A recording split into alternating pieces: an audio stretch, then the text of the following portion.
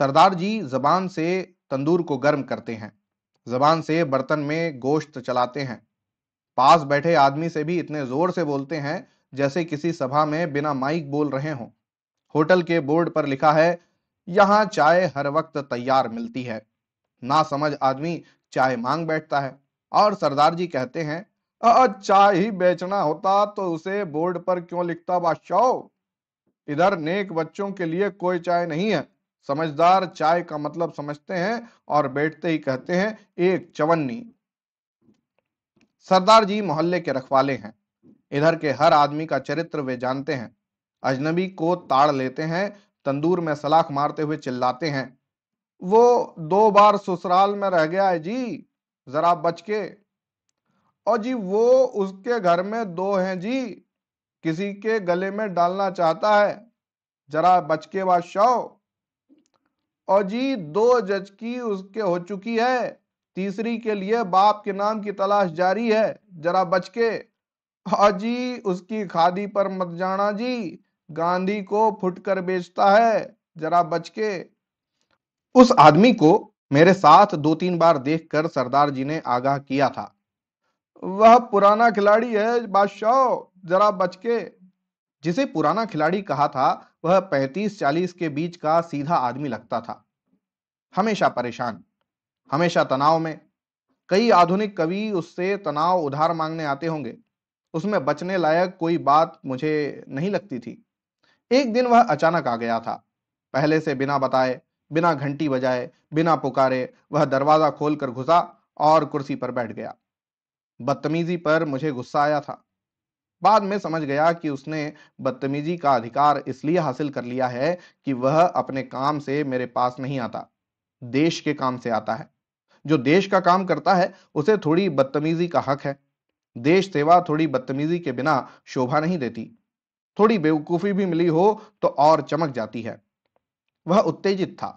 उसने अपना बस्ता टेबल पर पटका और सीधे मेरी तरफ घूर कर बोला, तुम कहते हो कि बिना विदेशी मदद के योजना चला लोगे, मगर पैसा कहां से लाओगे? है तुम्हारे पास देश में ही साधन जुटाने की कोई योजना? वह जवाब के लिए मुझे घूर रहा था और मैं इस हमले से उखड़ गया था। योजना की बात मैंने नहीं, अर्थ मंत्री ने कही थी। वह अर्थ मंत्री से नाराज था, डांट मुझे पड़ रही थी। उत्तेजना में उसने 3 कुर्सियां बदली, बस्ते से पुलिंदा निकाला, बोला, जीभ उठाकर तालू से लगा लेते हो? लो, आंतरिक साधन जुटाने की यह स्कीम। घंटा भर अपनी योजना समझाता रहा। कुछ हल्का हुआ, पुलिंदा बस्ते में रखा और चला गया। हफ्ते भर बाद फिर वह आया, वैसे ही तनाव में। भड़ से दरवाजा खोला, बस्ते को टेबल पर पटका और अपने को कुर्सी पर। बोला, तुम कहते हो रोड ट्रांसपोर्ट के कारण रेलवे की आमदनी कम हो रही है, मगर कभी सोचा है मोटर ट्रक वाले माल भेजने वालों को कितने सबीते देते हैं? लो यह स्कीम, इसके मुताबिक काम करो। उसने रेलवे की आमदनी बढ़ाने के तरीके मुझे समझाए। वह जब तब आता, मुझे किसी विभाग का मंत्री समझकर डांटता और फिर अपनी योजना समझाता। उसने मुझे शिक्षा मंत्री, कृषि मंत्री, विदेश मंत्री सब बनाया। उसे लगता था वह सब ठीक कर सकता है, लेकिन विवश है, सत्ता उसके हाथ में है नहीं। उससे जो बनता है करता है, योजना और सुझाव भेजता रहता है। देश के लिए इतना दुखी आदमी मैंने दूसरा नहीं देखा।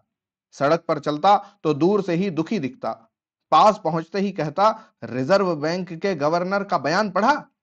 सारी इकोनॉमी को नष्ट कर रहे हैं ये लोग। आखिर यह क्या हो रहा है? जरा प्रधानमंत्री से कहो ना। सरदार जी ने फिर आगाह किया, और जी बहुत चिपकने लगा है, पुराना खिलाड़ी है, जरा बच के।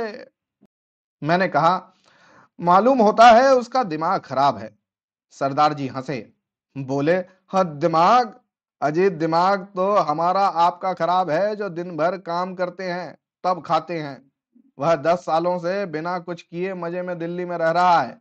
दिमाग तो उसका आला दर्जे का है जी। मैंने कहा, मगर वह दुखी है, रात दिन उसे देश की चिंता सताती रहती है। सरदार जी ने कहा, अजी अजीब मुल्क है ये, भगवान ने इसे सट्टा खेलते खेलते बनाया होगा। इधर मुल्क की फिक्र में से भी रोटी निकलती है। फिर मैं आपसे पूछता हूं जी, पिद्दी का कितना शोरबा बनता है, बताइए, कुछ अंदाज दीजिए। मुल्क की फिक्र करते करते गांधी और नेहरू जैसे चले गए, अब यह पिद्दी क्या सुधार लेगा? इस मुल्क को भगवान ने खास तौर से बनाया है। भगवान की बनाई चीज में इंसान सुधार क्यों करे? मुल्क सुधरेगा तो भगवान के हाथ से ही सुधरेगा, मगर इस इंसान से जरा बच के, पुराना खिलाड़ी है ये। मैंने कहा, अरे भाई, पुराना खिलाड़ी होता तो ऐसी हालत में रहता? सरदार जी ने कहा, उसका सबब है। वह छोटे खेल खेलता है, छोटे दांव लगाता है। मैंने उसे समझाया कि एक दो बड़े दांव लगा और माल समेटकर चैन की बंसी बजा, मगर उसकी हिम्मत ही नहीं पड़ती। सरदार जी मुझे उससे बचने के लिए बार बार आगाह करते, पर खुद उसे कभी नाश्ता करा देते, कभी रोटियां दे देते, कभी रुपए दे देते। मैंने पूछा तो सरदार जी ने कहा, अजी आखिर इंसान है, फिर उसके साथ बीवी भी है। उसने वह कमाल कर दिखाया है जो दुनिया में किसी से नहीं हुआ। उसने बीवी को यह मनवा लिया कि वह देश की किस्मत पलटने के लिए पैदा हुआ है। वह कोई मामूली काम करके जिंदगी बर्बाद नहीं कर सकता। उसका एक मिशन है। बीवी खुद भी भगवान से प्रार्थना करती है कि उसके घरवाले का मिशन पूरा हो जाए। वह दिन पर दिन ज्यादा परेशान होता गया। जब तब मुझे मिल जाता और किसी मंत्रालय की शिकायत करता। अचानक वह गायब हो गया। 8-10 दिन नहीं दिखा तो मैंने सरदार जी से पूछा। उन्होंने कहा, डिस्टर्ब मत करो, बड़े काम में लगा है। मैंने कहा, कौन सा काम?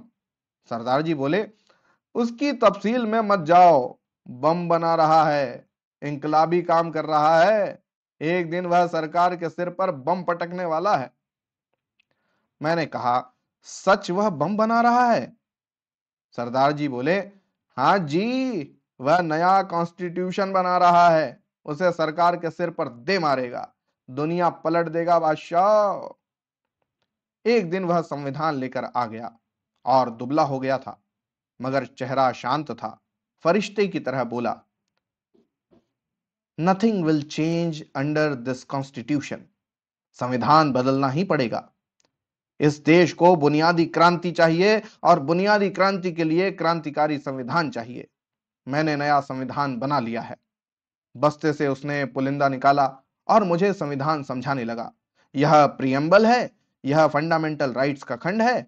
इस संविधान में एक बुनियादी क्रांति की बात है। देखो, मनुष्य ने अपने को राज्य के हाथों क्यों सौंपा था? इसलिए कि उस राज्य उसका पालन करे। राज्य का यह कर्तव्य है, मगर राज्य आदमी से काम करवाना चाहता है। यह गलत है। बिना काम किए आदमी का पालन होना चाहिए। मैं जो पिछले 10 सालों से कुछ नहीं कर रहा हूं, सो मेरा प्रोटेस्ट है। मैं राज्य पर नैतिक दबाव डालकर उसका कर्तव्य कराना चाहता हूं।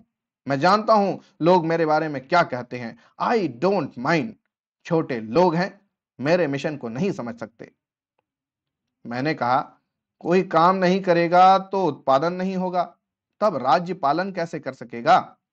उसने कहा, आप आदमी को नहीं जानते। वह मना करने पर भी काम करता है। यह उसकी मजबूरी है। Man is doomed to work. अगर राज्य कह भी दे कि कोई काम मत करो, तुम्हारा पालन हम करेंगे, तब भी लोग काम मांगेंगे। साधारण आदमी ऐसा ही होता है। इन्हें गिने मुझ आप जैसे लोग होंगे जो काम नहीं करेंगे। हमारा पालन उन घटिया बहुसंख्यकों के उत्पादन से होगा। वह अपने संविधान से बहुत संतुष्ट था। एक दिन वह फोटोग्राफ लेकर आया। फोटो में वह संविधान प्रधानमंत्री को दे रहा है। बोला, मैंने संविधान प्रधानमंत्री को दे दिया। उन्होंने आश्वासन दिया कि जल्दी ही इसे लागू किया जाएगा। सरदार जी ने कहा, आजकल फोटो पर जिंदा है। प्रधानमंत्री से मिलाया है। उसकी बीवी घर भाग रही थी, सो थम गई। इस फोटो को अच्छे धंधे में लगाएं तो अच्छी कमाई कर सकता है, मगर वह जिंदगी भर रिटेल करता रहेगा। 2-3 महीने उसने इंतजार किया, संविधान लागू नहीं हुआ। वह अब फिर परेशान हो गया। कहता, यह सरकार झूठ पर जिंदा है। मुझे प्रधानमंत्री ने आश्वासन दिया था कि जल्दी ही वे मेरा संविधान लागू करेंगे, पर अभी तक संसद को सूचना नहीं दी। अंधेर है, मगर मैं छोड़ूंगा नहीं। एक दिन सरदार जी ने बताया, पुराना खिलाड़ी संसद के सामने अनशन पर बैठ गया है।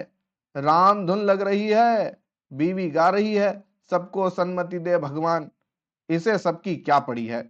यही क्यों नहीं कहती कि मेरे घरवाले को सन्मति दे भगवान। तीसरे दिन उसे देखने गया, वह दरी पर बैठा था। उसका चेहरा सौम्य हो गया था। भूख से आदमी सौम्य हो जाता है। तमाशाइयों को वह बड़ी गंभीरता से समझा रहा था। देखो, इंसान आजाद पैदा होता है, मगर वह हर जगह जंजीरों से जकड़ा रहता है। मनुष्य ने अपने को राज्य को क्यों सौंपा? इसलिए ना कि राज्य उसका पालन करेगा। मगर राज्य की गैर जिम्मेदारी देखिए कि मुझ जैसे लोगों को राज्य ने लावारिस की तरह छोड़ रखा है। Nothing will change under this constitution. मेरा संविधान लागू करना ही होगा, लेकिन इसके पहले राज्य को फौरन मेरे पालन की व्यवस्था करनी होगी। यह मेरी मांगे हैं। सरदार जी ने उस दिन कहा, बिजली मंडरा रही है बादशाह, देखो किसके सिर पर गिरती है, जरा बच के। सरकार की तरफ से उसे धमकी दी जा रही थी। घर जाने के लिए किराए का लोभ भी दिया जा रहा था, मगर वह अपना संविधान लागू करवाने पर तुला था। 7वें दिन सुबह जब मैं बैठा अखबार पढ़ रहा था, वह अचानक अपनी बीवी के सहारे मेरे घर में घुस आया। पीछे कुली उसका सामान लिए था। उसने मुझे मना करने का मौका भी नहीं दिया। वह अपने घर की तरह इत्मीनान से घुस आया था। मेरे सामने वह बैठ गया। आंखें धंस गई थीं, शरीर में हड्डियां रह गई थीं। मैं भौंचक उसे देख रहा था। वह इस तरह मेरे घर में घुस आया था कि मुझसे कुछ कहते नहीं बन रहा था, मगर उसके चेहरे पर सहज भाव था। धीरे धीरे बोला, "हाँ, प्रधानमंत्री ने आश्वासन दे दिया है।" मैं कुछ नहीं बोल सका। वह बोला, कमजोरी बहुत आ गई है। कुछ ऐसा भाव था उसका जैसे मेरे लिए प्राण दे रहा हो। कमजोरी भी उसे मेरे लिए आई हो। उसने बीवी से कहा, उस कमरे में कुछ दिन रहने का जमा लो।" मेरी बोलती बंद थी। उसने अचानक हमला कर दिया था। मुझे लगा जैसे किसी ने पीछे से मेरी कनपटी पर ऐसा चांटा जड़ दिया है कि मेरी आंखों में तितलियां उड़ने लगी हैं। उसने मना करने की हालत भी नहीं रहने दी। मैं मूढ़ की तरह बैठा था और वह बगल के कमरे में जम गया था। थोड़ी देर बाद वह आया। बोला, जरा एक दो सेर अच्छी मौसम्मी मंगा दो।" कहकर वह चला गया। मैं सोचता रहा, इसने मुझे किस कदर अपाहिज बना दिया है। इस तरह मौसम्मी मंगाने के लिए कहता है जैसे मैं इसका नौकर हूं और इसने मुझे पैसे दे रखे हैं। मैंने मौसम्मी मंगा दी। वह मेरे नौकर को जब तक पुकारता और हुक्म दे देता, शक्कर ले आओ, चाय ले आओ।" उसने मुझे अपने ही घर में अजनबी बना दिया था। वह दिन में 2 बार मुझे दर्शन देने निकलता। कहता, वीकनेस अभी काफी है, 10-15 दिन में निकलेगी, जरा 2-3 रुपए देना। मैं रुपए दे देता। बाद में मुझे अपने पर खीज आती। मैं किस कदर सत्वहीन हो गया हूं। मैं मना क्यों नहीं कर देता। चौथे दिन सरदार जी ने कहा, घुस गया घर में बादशाह, मैंने पहले कहा था, पुराना खिलाड़ी है, जरा बच के, 6 महीने से पहले नहीं निकलेगा। यही उसकी तरकीब है। जब वह किसी मकान से निकाला जाता है तो कोई इशू लेकर अनशन पर बैठ जाता और उसी गिरी हालत में किसी के घर में घुस जाता है। मैंने कहा, उसकी हालत जरा ठीक हो जाए तो मैं उसे निकाल कर बाहर करूंगा। सरदार जी बोले, नहीं निकाल सकते, वह पूरा वक्त लेगा। जब वह चलने फिरने लायक हो गया तो सुबह शाम खुले में वायु सेवन के लिए जाने लगा। लौट कर मेरे पास 2 घड़ी बैठ जाता। कहता, प्राइम मिनिस्टर अब जरा सीरियस हुए हैं, एक कमेटी जल्दी ही बैठने वाली है। एक दिन मैंने कहा, अब आप दूसरी जगह चले जाइए, मुझे बहुत तकलीफ है।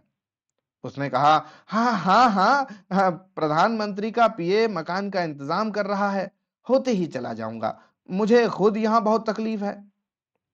उसमें न जाने कहां कहां नैतिक बल आ गया था कि मेरे घर में रहकर मेरा सामान खाकर वह यह बताता था कि मुझ पर एहसान कर रहा है।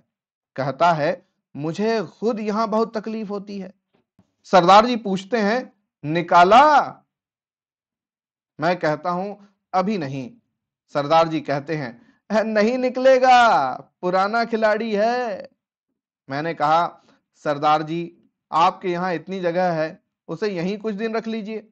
सरदार जी ने कहा, अजी उसके साथ औरत है, अकेला होता तो कहता पड़ा रहे, मगर औरत, औरत के डर से तो पंजाब से भाग कर आया, और तुम इधर औरत ही यहां डालना चाहते हो।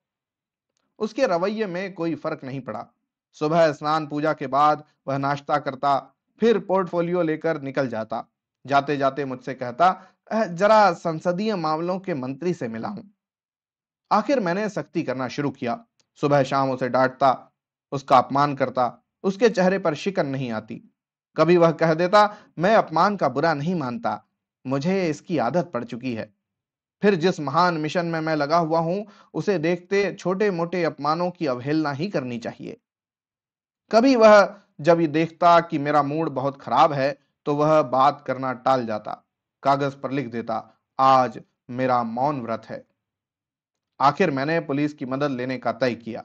उसने कागज पर लिख दिया, आज मेरा मौन व्रत है। मैंने कहा, तुम मौन व्रत रखे रहो, कल पुलिस तुम्हारा सामान बाहर फेंक देगी। उसने मौन व्रत फौरन त्याग दिया और मुझे मनाता रहा। कहा, 3-4 दिनों में कहीं रहने का इंतजाम कर लूंगा, आज रहने दो। सुबह वह तैयार होकर निकला। मुझसे कहा, एक जगह रहने का इंतजाम कर रहा हूं, जरा 5 रुपए दीजिए। मैंने कहा, 5 रुपए किस लिए? वो बोला, जगह तय करने जाना है ना, स्कूटर से जाऊंगा। मैं बोला, भैया बस में क्यों नहीं जाते, मैं रुपया नहीं दूंगा। ठीक है तो मैं नहीं जाता, यहीं रहा करूंगा। मैंने पस्त होकर उसे 5 रुपए दे दिए। शाम को वह लौटा और बोला, मैं दूसरी जगह जा रहा हूं, आपको 1 महीने में ही छोड़ दिया। किसी का घर मैंने 6 महीने से पहले नहीं छोड़ा। एक तरह से आपके ऊपर मेरा एहसान ही है। जरा 25 रुपए दीजिए। 25 रुपए किस लिए? अरे भाई, कुली को पैसे देने पड़ेंगे, फिर नई नई जगह जा रहा हूं, 2-4 दिन का खाने का इंतजाम तो होना चाहिए ना। तो यह मेरी जिम्मेदारी नहीं है, मेरे पास रुपए नहीं है, उसने शांति से कहा। तो फिर आज नहीं जाता, जिस दिन आपके पास 25 रुपए हो जाएंगे, उस दिन चला जाऊंगा। मैंने 25 रुपए उसे फौरन दे दिए। उसने सामान बाहर निकलवाया, बीवी को बाहर निकाला, फिर मुझसे हाथ मिलाते हुए कहा, कुछ ख्याल मत कीजिए, नो इल विल। मैं जिस मिशन में लगा हूं, उसमें ऐसी स्थितियां आती ही रहती हैं, मैं बिल्कुल फील नहीं करता। मैं बाहर निकला तो सरदार जी चिल्लाए, अजीत चला गया? हाँ चला गया। कितने में गया? 25 रुपए में। सस्ते में चला गया बादशाह, 100 रुपए से कम में नहीं जाता वह। पुराना खिलाड़ी अब भी कभी कभी कहीं मिल जाता है, वैसा ही परेशान, वैसा ही तनाव। वह भूल गया कि कभी मैंने उसे जबरदस्ती घर से निकाला था। कहता है, प्रधानमंत्री की अक्ल पर क्या पाला पड़ गया? कहते हैं कि हम किसी भी स्थिति में रुपए को डिवैल्यू नहीं करेंगे। मैं कहता हूं, डिवैल्यू नहीं करोगे तो दुनिया के बाजार से निकाल नहीं दिए जाओगे। जरा प्रधानमंत्री को समझाइए ना। वह चिंता करता हुआ आगे बढ़ जाता है। कमाल है परसाई और कमाल है उनके पात्र। खैर, आज की कहानी यहीं हुई समाप्त। आप कोई कहानी मुझे रेकमेंड करना चाहते हैं तो जरूर करिएगा, बताइएगा आपको कौन सी कहानी सुननी है। फिलहाल ये कहानी होती है यहीं पर समाप्त। होगी फिर से मुलाकात किसी अन्य कहानी में, तब तक के लिए धन्यवाद और जय हिंद।